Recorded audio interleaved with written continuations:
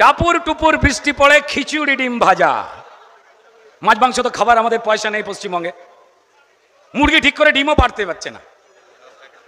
মুরগি ডিম পারতে গেলে মুরগির পাশে তৃণমূলের ছেলেরা চলে যাচ্ছে, ওই 4টে পারলে 2টো ফুটে বাচ্চা দিবি, 4টে আমাদের কাছে পাঠাবি, আমাদের সন্ধ্যেবেলা বোতল খুলতে হবে।